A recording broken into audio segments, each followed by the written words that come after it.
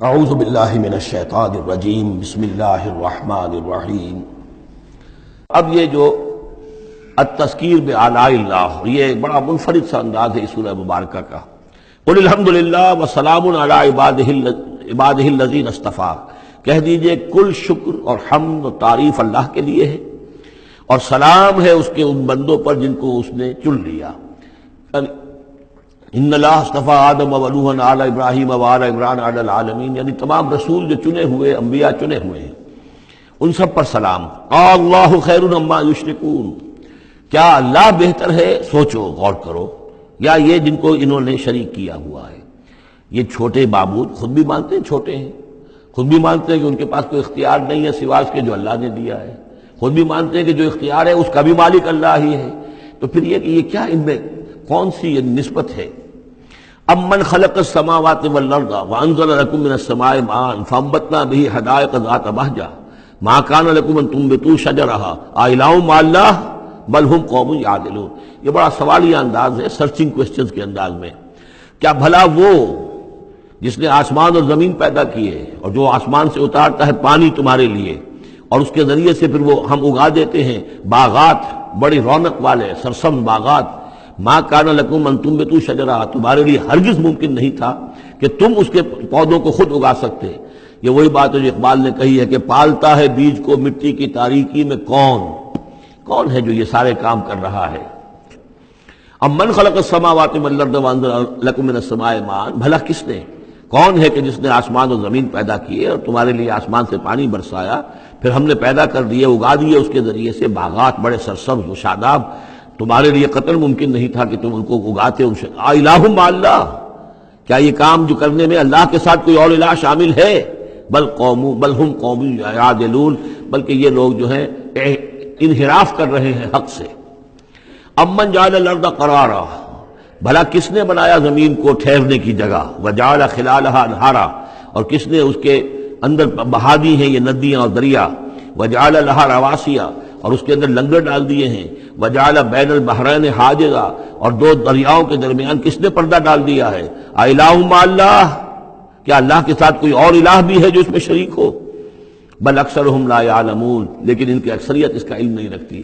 ظاہر بات ہے اس کا جواب ان کے پاس یہی ہوتا تھا کہ اللہ کے سوا اور کوئی نہیں ہے۔ اس کو سمجھ لینا چاہیے، اس لیے کہ جو مخاطب تھے ان کے نظریات کیا تھے، ان کے عقائد کیا تھے، ان کا موقف کیا تھا، اس کو جاننا بہت ضروری ہے۔ یہ تعویل، یہ خاص جو میں نے کہا تھا کہ جو اولین مخاطب تھے قرآن مجید کے، ان کے عقائد، نظریات، خیالات کیا تھے؟ وہ اللہ کو مانتے تھے، یہ مانتے تھے خالق وہی ہے، البتہ اس کے کچھ بڑے لاڈلے ہیں، چہیتے ہیں، محبوب ہیں، مقربین بارگاہ ہیں، وہ کچھ سفارش کرنے والے ہیں، بس اس سے زائد ان کا شرک نہیں تھا۔ امن یجیب المضطر اذا دعاہ، بھلا کون ہے وہ کہ جو کسی شخص کو جو تکلیف کے اندر ہے، اضطرار میں ہے، اس کی دعا کو سنتا ہے، اذا دعاہ ویکشف السوء، اور اس سے برائی کو دور کر دیتا ہے، تکلیف کو رفع کر دیتا ہے، وَيَجْعَلُكُمْ خُلَفَاءَ الْأَرْضِ، اور وہی ہے کہ جو زمین میں تمہیں جانشین بناتا ہے، ایک نسل کے بعد دوسری، دوسری کے بعد تیسری۔ الہ مع اللہ، کیا اللہ کے ساتھ کوئی اور الہ بھی ہے اس کام کے اندر شریک؟ قلیلا ما تذکرون، بہت کم نصیحت ہے اور بہت کم ہی توجہ ہے جو تم کرتے ہو۔ امن یہدیکم فی ظلمات البر والبحر، بھلا کون ہے وہ کہ جو تمہیں راستہ دکھاتا ہے اندھیروں میں، جنگل کے اندر بھی، بر میں بھی، خشکی میں بھی اور سمندر میں بھی۔ ومن یرسل الرياح بشرا بین یدی رحمتہ، اور وہ کون ہے کہ جو بھیجتا ہے ہواؤں کو بشارت دیتے ہوئے اپنی رحمت کے آگے آگے، باران رحمت کے آگے آگے ٹھنڈی ہوا کے جھونکے آتے ہیں۔ الہ مع اللہ، کیا اللہ کے ساتھ کوئی اور الہ؟ تعالی عما یشرکون، بہت بلند و بالا ہے وہ جس سے جو شرک یہ کر رہے ہیں۔ امن یبدأ الخلق ثم یعیدہ، بھلا کون ہے وہ جو ابتدا میں پیدا کرتا ہے خلق کو، پھر وہی اس کو دہرائے گا یا اس کا اعادہ کرتا ہے۔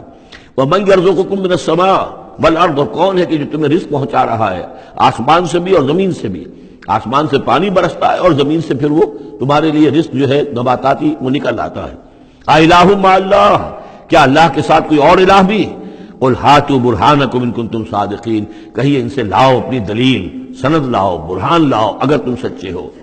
قل لا یعلم من فی السماوات والارض الغیب الا اللہ، کہہ دیجئے کوئی نہیں اللہ کے سوا جو آسمانوں اور زمین کا غیب جانتا ہو۔ وما یشعرون ایان یبعثون، اور انہیں تو یہ بھی معلوم نہیں ہے کہ انہیں کب اٹھایا جائے گا.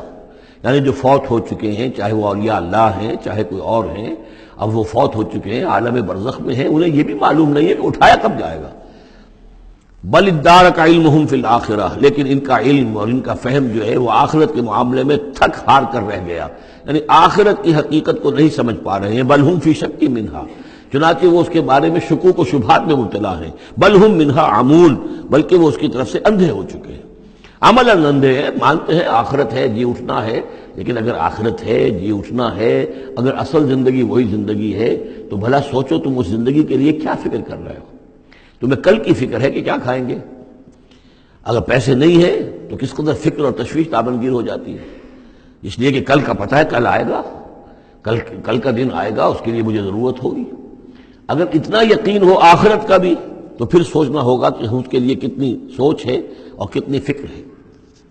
وقال الذين كفروا واذا كنا ترابا وآباؤنا أئنا لمخرجون، اور کہتے ہیں یہ کافر کہ جب ہو جائیں گے مٹی اور ہمارے آباء و اجداد بھی مٹی بن چکے تو کیا ہم پھر نکال لیے جائیں گے. لقد وعدنا هذا نحن وآباؤنا، اسی کا وعدہ کیا گیا تھا ہم سے بھی پہلے اور ہمارے آباء و اجداد سے بھی من قبل پہلے.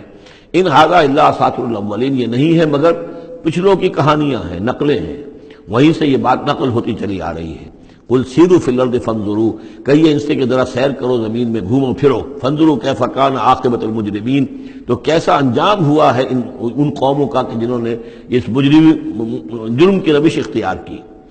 ولا تحزن علیہم، ارے نبی اب آپ ان کے اوپر رنجیدہ نہ ہو.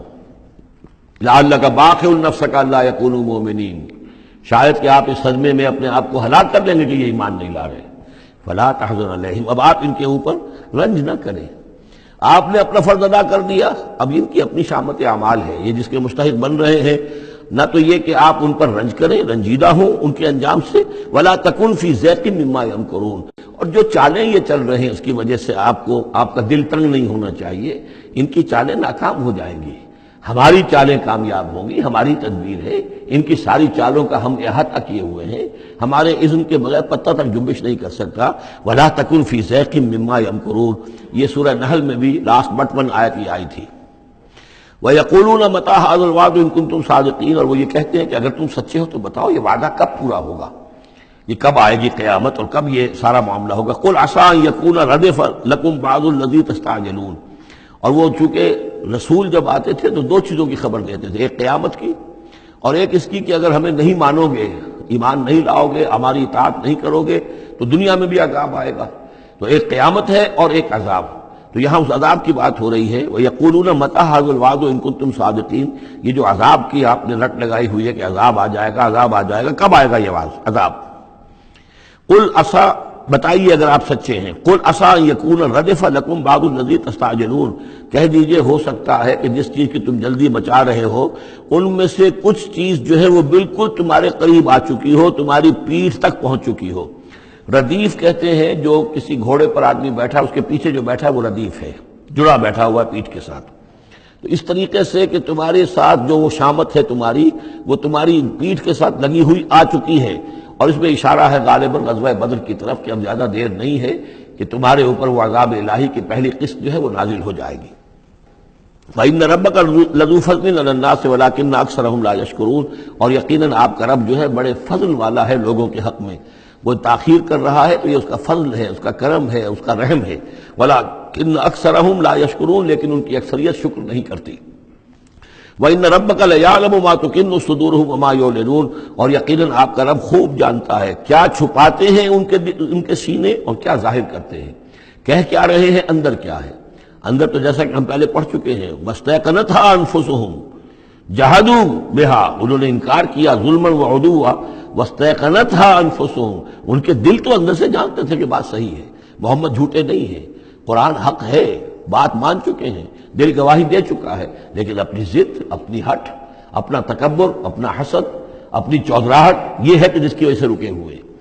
وہی بات کہ جو کہ اہل کتاب کے علماء کے بارے میں تھی، یعرفونہ کما یعرفون ابناہم، ایسے پہچانتے ہیں محمد کو اور قرآن کو صلی اللہ علیہ وسلم جیسے اپنے بیٹوں کو. تو جو کچھ ان کے سینوں میں چھپا ہوا ہے وہ تو ایمان ہے کہ وہ مانتے ہیں اس کو کہ یہ بات صحیح ہے، لیکن وما یعلنون، زبان سے انکار کر رہے ہیں.